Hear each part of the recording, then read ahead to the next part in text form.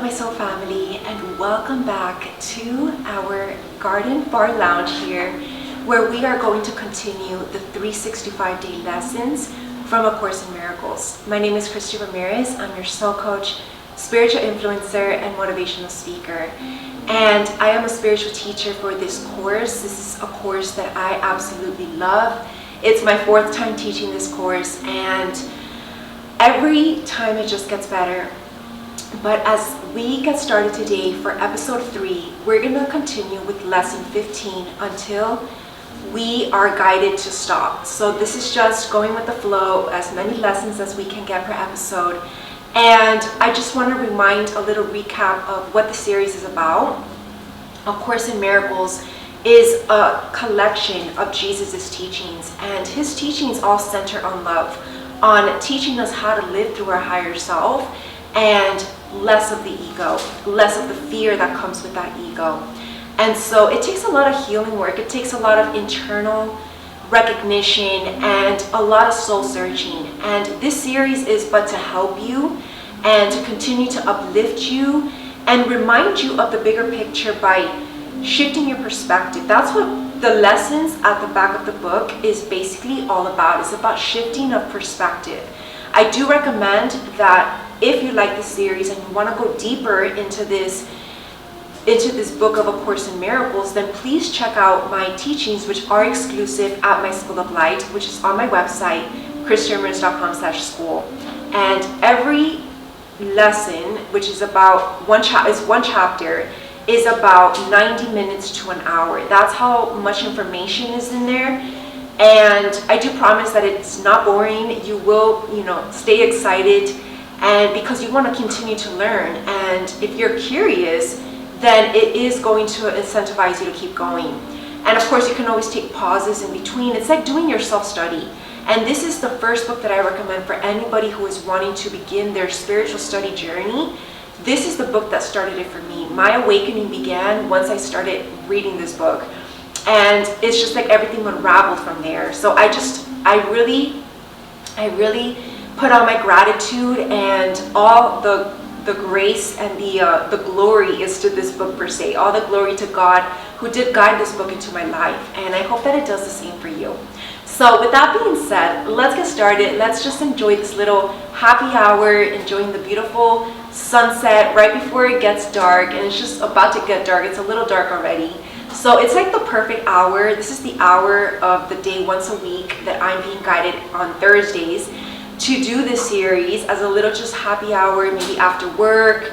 If you have a job, I just came back from work. So for me, it is my little happy hour, and it's almost like my way of unwinding and seeking comfort in God, especially if you're out in the world and you don't have that kind of home to come back to, right? Metaphorically speaking, that spiritual home. Jesus is your home, right? And Jesus can be found anywhere, but above all, he's found within yourself. And so I hope that this series and this book really reminds you of that, teaches you that, and know that God is always here for you.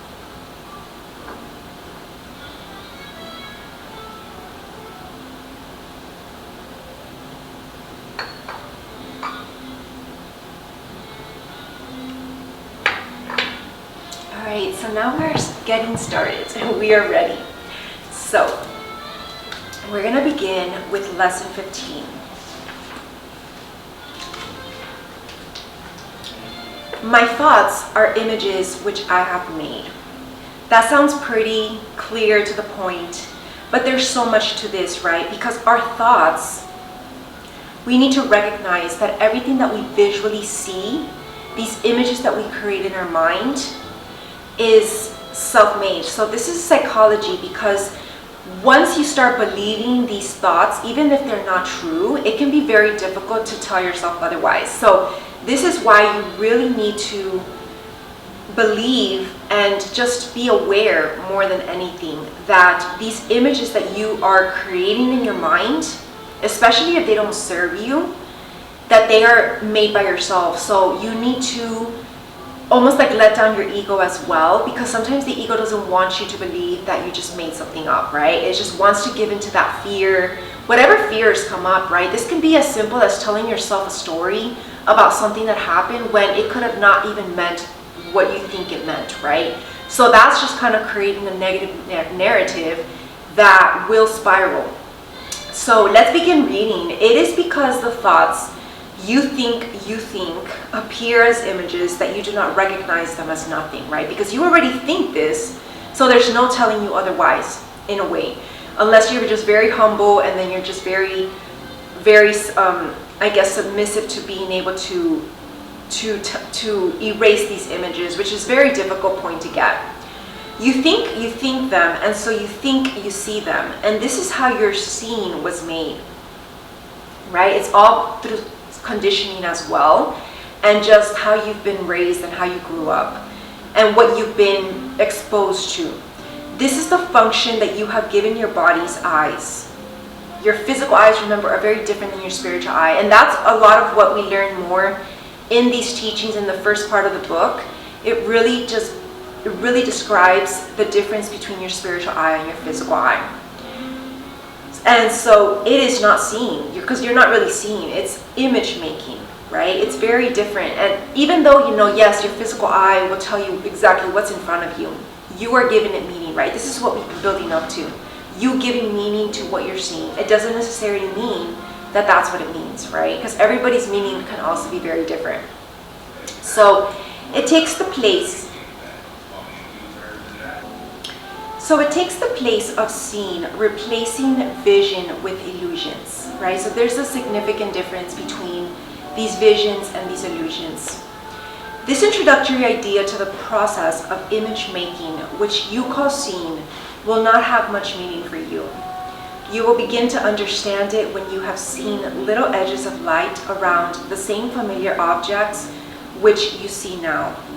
And this is the beginning of real vision, right? These little edges of light, think of a white light around an object. It almost gives it a very celestial meaning, right? And this is the kind of meaning that it can have for you, if that's what you choose.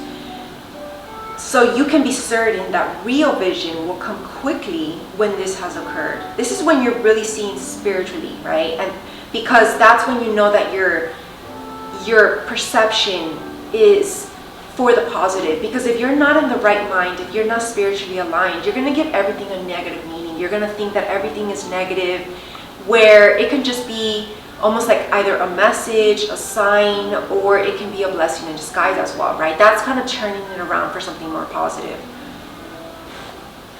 As we go along, you may have many light episodes.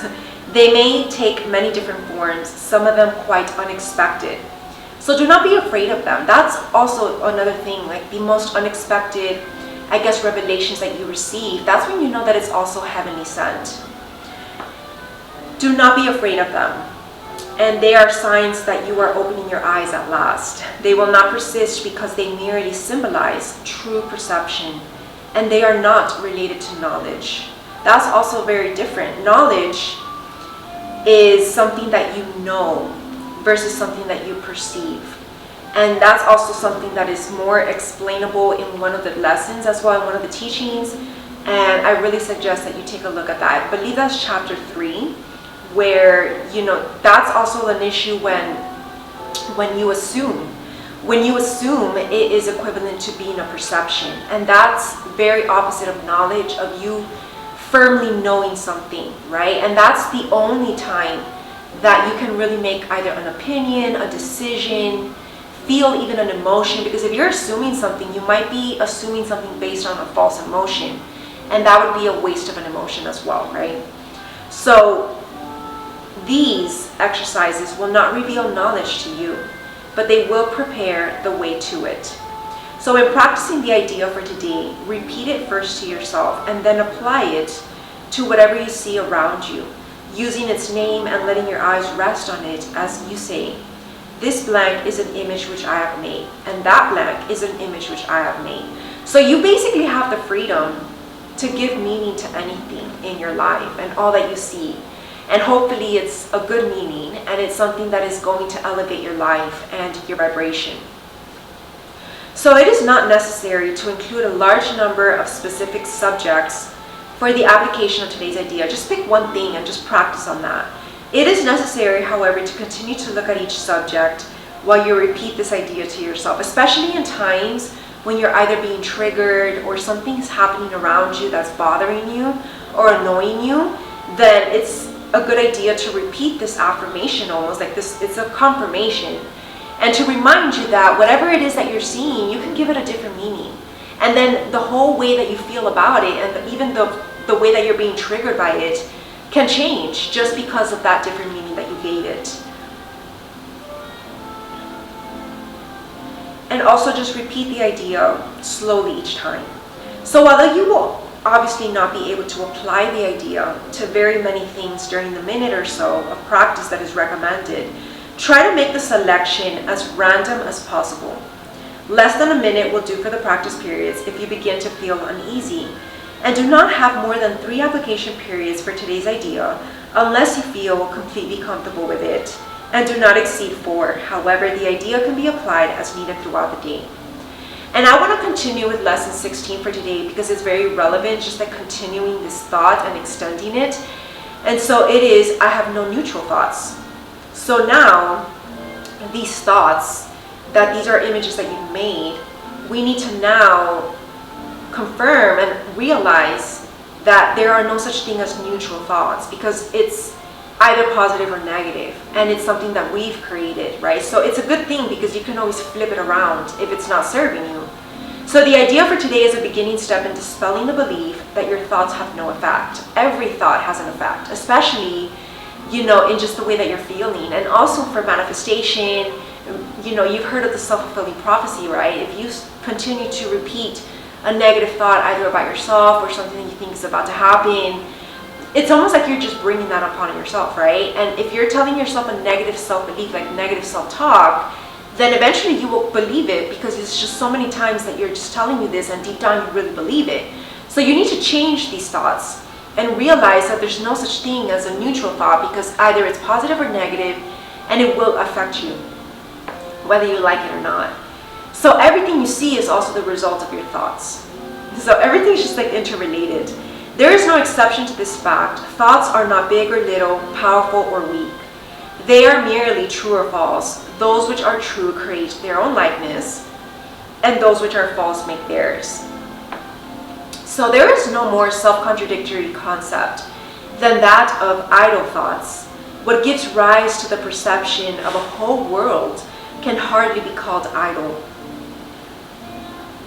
right? Because these are thoughts have effects. It's not like they're just there and you can ignore them. And especially that's what happens to a lot of people when they want to repress memories, thoughts, emotions, believing that it's not going to affect their present moment, their future decisions. And truth be told, it does, right? To the deep core. So every thought you have contributes to truth or to illusion. Either it extends the truth or it multiplies illusions. And that's a big one. It's almost like it extends the truth, which is what we want, or it multiplies illusions, which is something we don't want, right? We don't want to live in fear. So you can indeed multiply nothing, but you will not extend it by doing so. So in addition to never being idle, salvation requires that you recognize that every thought you have brings either peace or war, either love or fear. I love how this is put. Every thought that you have brings either peace or war, either love or fear. It's just the fact, right? So a neutral result is impossible because a neutral thought is impossible. There is such a temptation to dismiss fear thoughts as unimportant, trivial, and not worth bothering about, that it is essential you recognize them all as equally destructive but equally unreal, right? Because slowly but surely it just starts to destroy your soul, and you don't even recognize this. And then that's when you're further off from your higher self. And that's when it gets very difficult, and that's when you need intense therapy, right? And so you don't want to get to this point. We will practice this idea in many forms before you really understand it. So in applying the idea for today, search your mind for a minute or so with your eyes closed and actively seek not to overlook any little thought which tends to elude the search. This is quite difficult until you get used to it, and you will find that it is still hard for you not to make artificial distinctions. Every thought that occurs to you, regardless of the quality which you assign to it, is a suitable subject for applying today's idea. In the practice periods, first repeat the idea, and then as each one crosses your mind, hold it in awareness while you tell yourself, this thought about blank is not a neutral thought, and that thought about blank is not a neutral thought. So this forces you to do something about these thoughts, right? As usual, use today's idea whenever you are aware of a particular thought which arouses uneasiness, anything that disturbs your peace. The following form is suggested for this purpose. This thought about blank is not a neutral thought because I have no neutral thoughts. So 4 or 5 practice periods are recommended if you find them relatively effortless. And if strain is experienced, 3 will be enough, because again, sometimes it can just get too much. And the length of the exercise period should also be reduced if there is any discomfort that you're feeling. Because remember, this journey of transformation and of healing is not overnight. It just takes a lot of time. For some more, for some less, but it just doesn't matter. You need to go at your own pace and just deal with what you can in the moment, especially if it's very triggering, right? And I think that we should continue with lesson 17 for today. And it might be the last one for today, because then it's just kind of like a different topic. So lesson 17, I see no neutral thoughts. So now, I see no neutral things. So now we are kind of breaking it down a little further, because thoughts are created when we see, right? So now everything that we see, we don't see anything neutral because we're automatically giving it a meaning, whether positive or negative. So this idea is another step in the direction of identifying cause and effect as it really operates. You see no neutral things because you have no neutral thoughts. It is always the thought that comes first, despite the temptation to believe that it is really the other way around. And that is not the way the world thinks, but you must learn that it is the way that you think. So just because everybody else does things a certain way, doesn't mean that you can't change your way of living, of thinking, of doing. And so this is not the way the world thinks, but you must learn that it is the way that you think. And if it were not so, perception would have no cause and would itself be the cause of reality. So in view of its highly variable nature, this is hardly likely, right? Because again, perception is not really knowing. You're just perceiving something, which is equivalent to assuming something. Based on your knowledge, based on your experience, based on what you've seen in the past. So in applying today's idea, say to yourself with eyes open, I see no neutral things because I have no neutral thoughts. So this can even mean, like, it doesn't only have to be like when you see things, but even when you see people, right? We have no neutral thoughts about people because usually everybody reminds us of somebody, right? And then so you kind of have like a blueprint of like what that person did or how they are, because it's kind of like an experience that you have in your memory, right? So when you're meeting new people, you're automatically judging them whether you like it or not. And that can be definitely relevant to this idea because we see no neutral things, we see no neutral judgment as well, because we've already been exposed to previous judgment, to previous experiences. So we end up being a little biased. So it is our job to be able to clear all that up, which is where the tons of healing comes in, even a lot of therapy, so that you can really clear up entirely your belief system and start again. And that's the beginning stages of your awakening. So then look about you, resting your glance on each thing that catches your eye long enough to say, I do not see a neutral blank because my thoughts about blank are not neutral, right? Especially if you have a lot of experience already, maybe even the older you are, you've already been through a lot, right? So you already have these thoughts. For example, you might say, I do not see a neutral wall because my thoughts about walls are not neutral. So again, this is just an example. Every little kind of example seems kind of silly, right, when just speaking of a neutral wall. But if we're to bring in something more psychological, remember, this is spiritual psychology here. As a psychologist, I am teaching this course as well.